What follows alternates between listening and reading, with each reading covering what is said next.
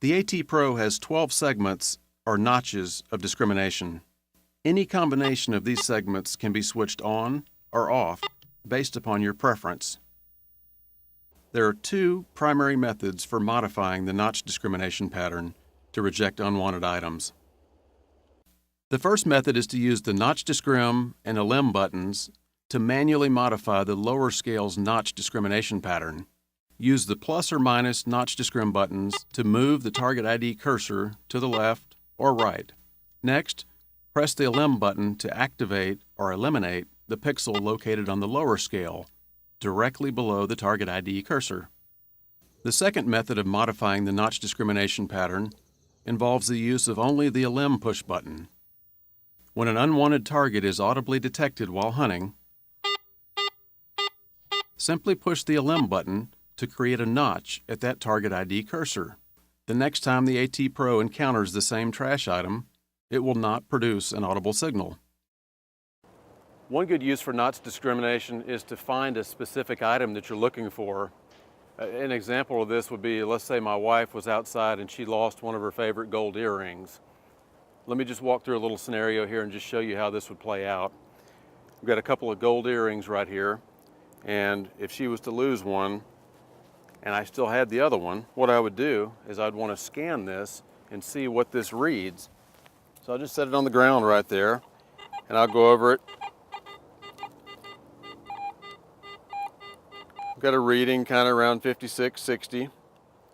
So I'm going to go in here and notch out what I don't want to find. I want to get down to that specific reading and look for that particular lost item. So what I'll do is put a notch either side of where I expect it to be. So I've got about where it hits and maybe a pixel or two either side, so I've got a little bit of range, because like anything else, it can change whether it's standing up or laying on its side depending on what its orientation is. I don't know how it was lost there. So I'm just going to verify kind of what I've got for my settings and basically bracket where I want that to be. And I'm going to run my iron discrim all the way up to 40 because I know I'm not looking for iron. This is reading in the middle of the road. So I've got this set about where I want it to be. Now, again, this is just a demonstration, but if my wife had lost the earrings, let's say she was over here on the swing and it was lost out there somewhere, I'm going to take this and I'm going to just pitch it over there and not know exactly where it goes, just as if I knew it's somewhere lost in this general vicinity. So here we go, I'll toss it over there in those weeds. And I've got my settings notched out to just one little bracket of where I think that should hit based on the other one that we still have. And I'm going to go in search of the lost earring using this notch discrimination. And you would probably work some kind of a pattern through here, go back and forth and crisscross the area really well. Use string if you need to make sure you cover the ground thoroughly. And expand out from there. If you don't find it where you think it's going to be, just keep expanding your search. And just keep it slow and careful. You know, I don't know exactly where I pitched it. It's somewhere in this weed bed or through these leaves here.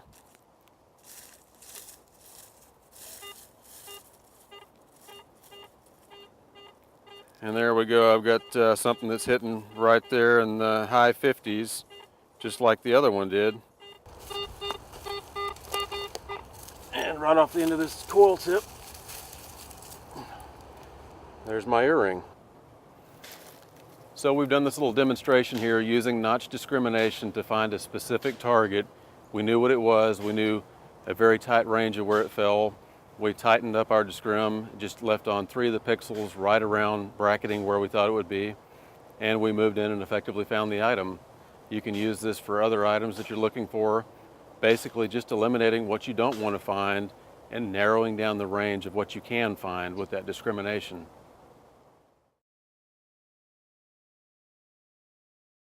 The AT Pro also features a high-resolution iron discrimination adjustment.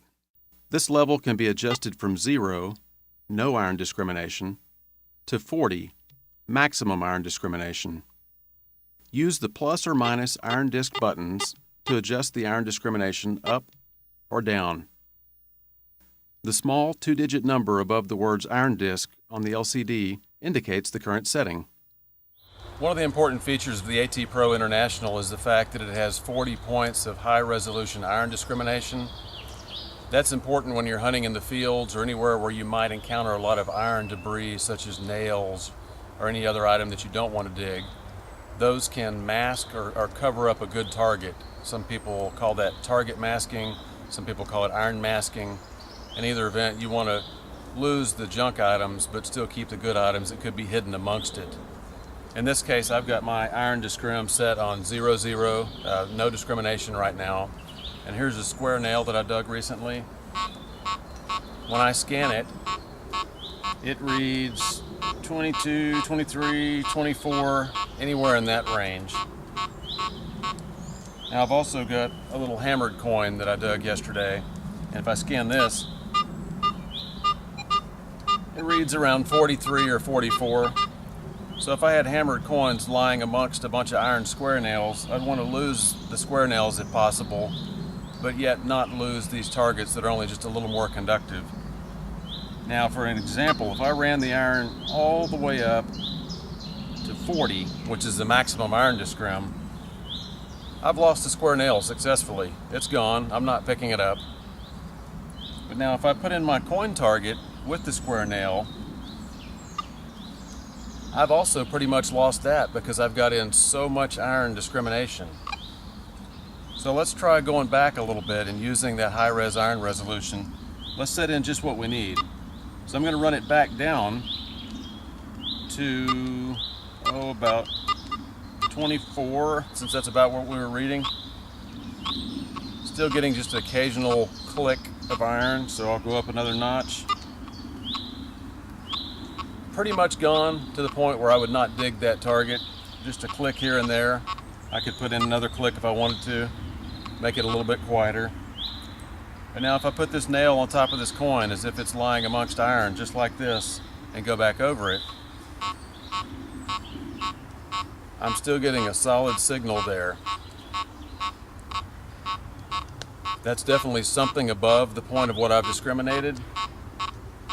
So I've got a good coin target lying amongst iron in the worst scenario you could encounter, and I'm still able to detect it because I have this high resolution 40 points of iron discrimination. So that's the value, working over a trashy site, losing the worst of the trash, and still being able to pull a good target from amongst that iron. One other feature to point out about this high-res iron discrimination is using it in conjunction with iron audio on the AT Pro International. Now we just showed by putting it at 26, I'm still able to lose the nail, and yet the nail and the coin together, their combined conductivity are good enough for me to pick up. Now with the iron audio, when you engage that, it's going to make any target above your point of discrimination sound like a good target, either a mid-tone or a high tone. So right now, if I just put on iron audio and put the nail back, I'm hearing that iron grunt sound that indicates it's an iron target. Now by having the iron nail and the coin together and the iron audio on, listen to it again.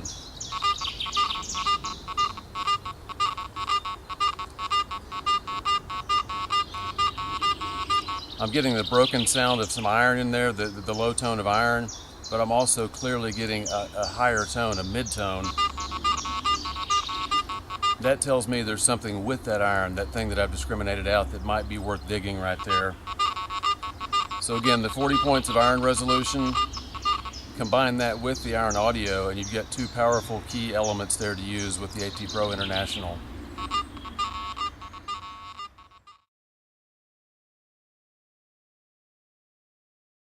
The AT Pro also includes an iron audio feature that can be used both in the standard and in the Pro modes.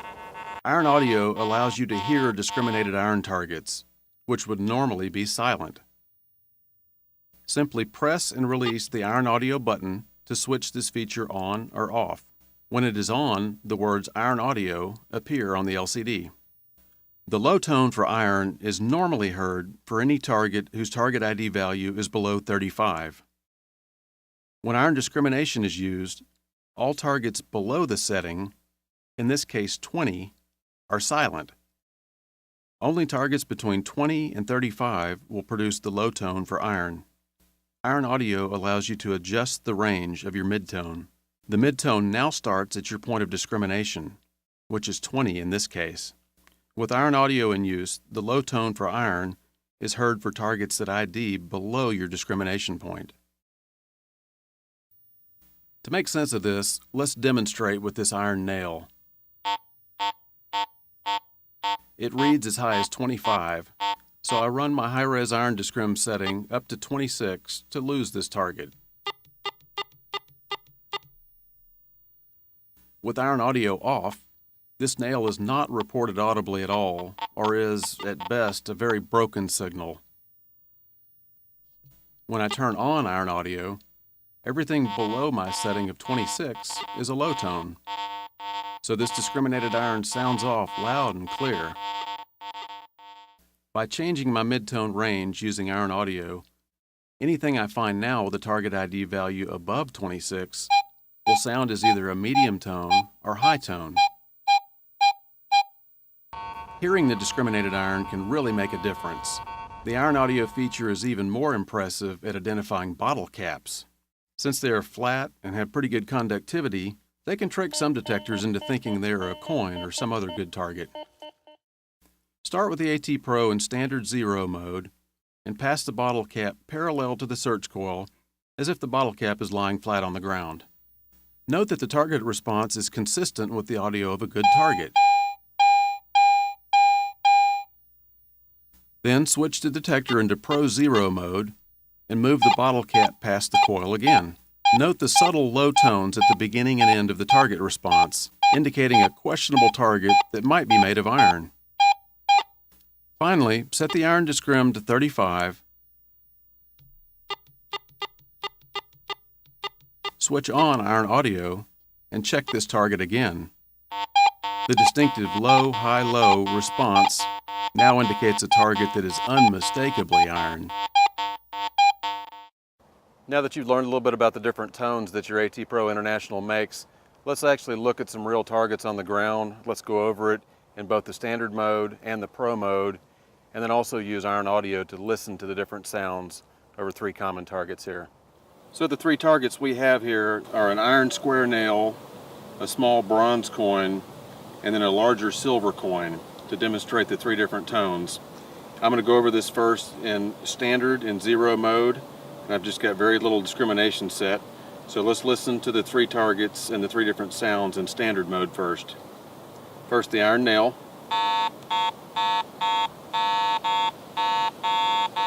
Then the small bronze coin. Medium tone. And the larger silver coin.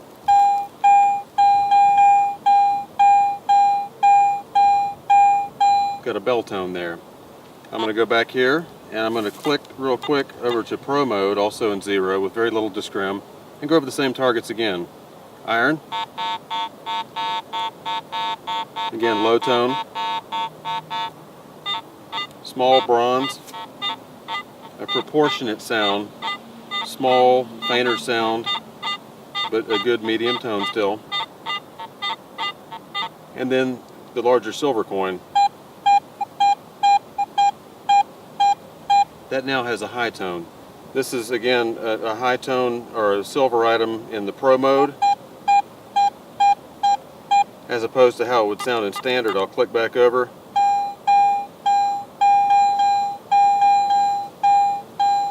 You've got the bell tone, or in the Pro mode, the high items, high conductivity items have a high tone. Let's go over these 3 targets here, the iron nail, the small bronze coin, and the large silver coin, first in standard mode and then in the Pro mode, and then we'll go back over them again with the iron audio on so you can hear them. First standard with the iron discrim setting of 25. Low tone on the iron. Mid-tone on the bronze coin again. And on the end, silver has the bell tone. If I went to the Pro mode, that same silver coin at the end would now have a high tone instead of the bell tone. The bronze coin still has a proportionate medium tone based on how close you are to it or how large of an item it is. And the iron still has a scratchy low tone. And if I go back over these with iron audio added, the nail will sound a lot more distinctively like a junk target because it's going to have a lot of that discriminated iron sound. Much more distinctive. The medium bronze coin still sounds pretty clean. It's a low conductivity item, but it still gives you a clean mid-tone. And the silver coin, nice, clean, clear, high tone.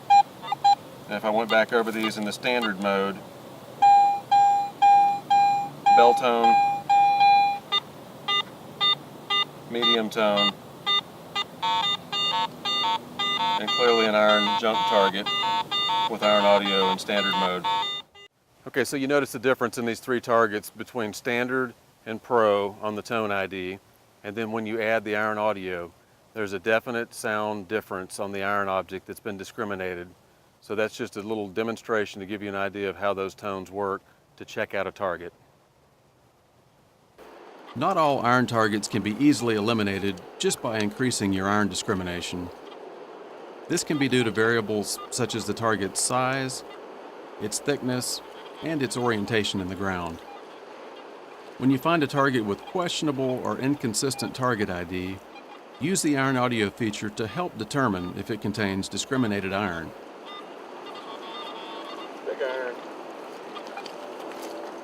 To demonstrate how an iron target's orientation can change its target ID, let me scan over this rusty nail.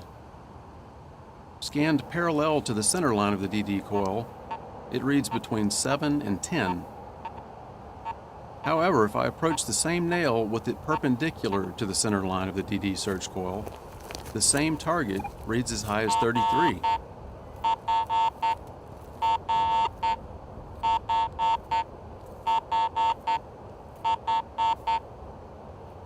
To avoid digging such an item, I have two choices. First, I can further increase my iron discrim to eliminate or mostly eliminate this target from all directions. Or I can simply switch on my iron audio feature and check the target. Because I can hear the discriminated iron, I know this target is composed at least partially of iron.